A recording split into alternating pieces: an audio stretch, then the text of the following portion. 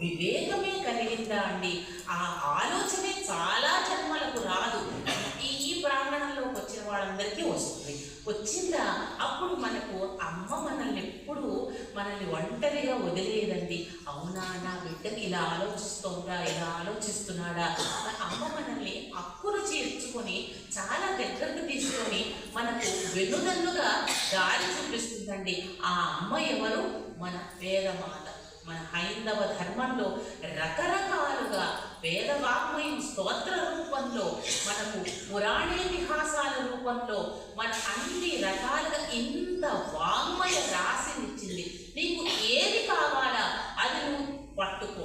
నువ్వు ఆ ఆలంబననే చేసుకున్నావా?